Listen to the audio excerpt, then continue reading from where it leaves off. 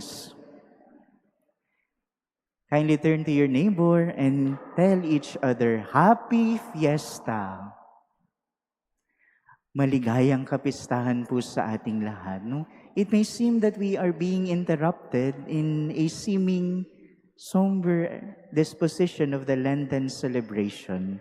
But mind you, my dear friends, this celebration is also a reminder for us that there is grace in beautiful surrender. No? We know in our Lenten undertakings, we are also surrendering the minute details in our lives. No? Some of you probably, they began their fasting of rice, of other drinks. No? But just as the same, it is good for us to be reminded that in this Lenten season, even in our celebration today, it is not about what we can do for God, but it is always about what God has done for us and continuously doing for all of us.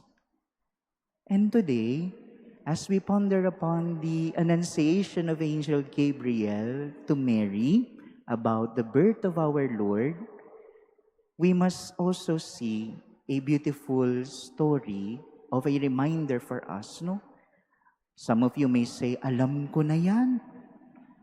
It is about God who spoke through a virgin, and then a virgin said her yes, and the rest was history. No? But then, today we can also ponder upon this story ever more deeply. No? It is first and foremost about the God who believed in the capacity of man to respond to His call. No? Sa Tagalog, maganda. Nagtiwala ang Diyos. No? If we will look back in our salvation history, man keeps on refusing the invitation of God. But then, out of His sheer goodness, God keeps on inviting man. Hopefully, one day, somehow, He would respond to His call unconditionally. No? Tungkol ito sa Diyos na paulit-ulit na nagtitiwala, sumusugal. Sumugal na balang araw, tatalima ang tao muli sa kalooban niya. May nagtiwala at sa ngayon, narinig natin, no? In the person of Mary, God was not disappointed. Through her yes, may nagpaubaya. No? Of course, we know this. Sometimes it's really hard to give our yes to the Lord because we want to somehow be assured of what we will have or what will this responding to His will give us. And even Mary, in her life, she was able to somehow not only doubt, but give her a yes, even if she is not sure. Marami po tayong pagkakataon na mahirap ibigay yung ating pagtitiwala kasi hindi tayo sigurado. Sabi nga po nila, ang ibinigay ni Maria ay isang oo na may tapang, no? A courageous yes. And when we speak of courage, my dear friends, no? Sometimes courage is also a fear that said its prayers, no? May takot man, ngunit mas mapag-imbabaw yung tinatawag nating pagtitiwala.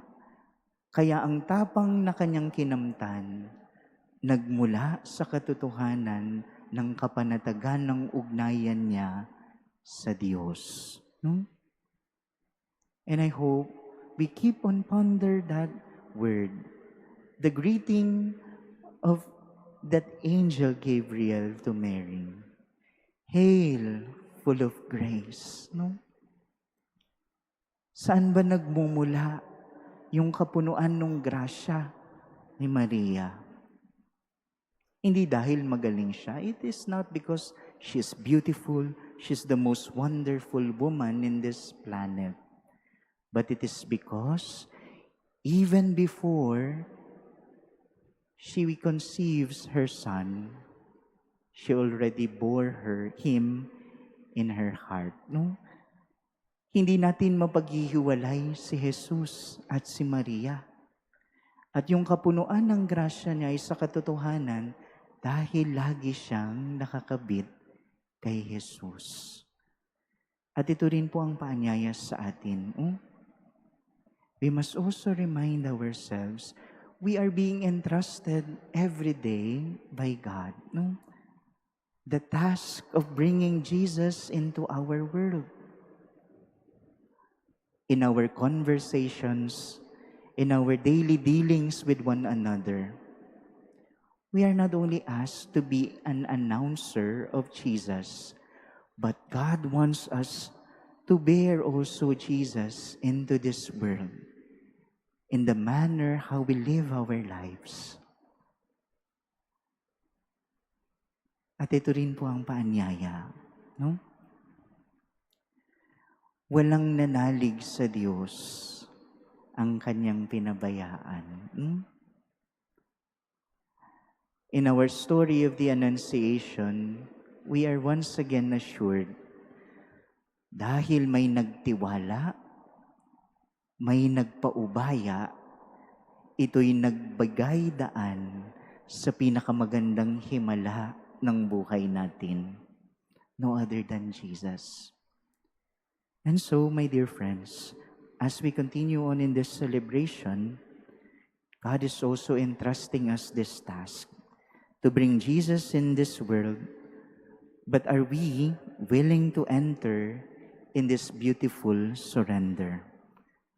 Borrowing Mary's words, may we have also that courage to say, Lord, let it be done unto me according to your word. Pinagkakatiwalaan tayo ng Diyos. Sa ating pagpapaubaya, bigyan natin ng daan ang napakaraming himala sa buhay natin. Amen.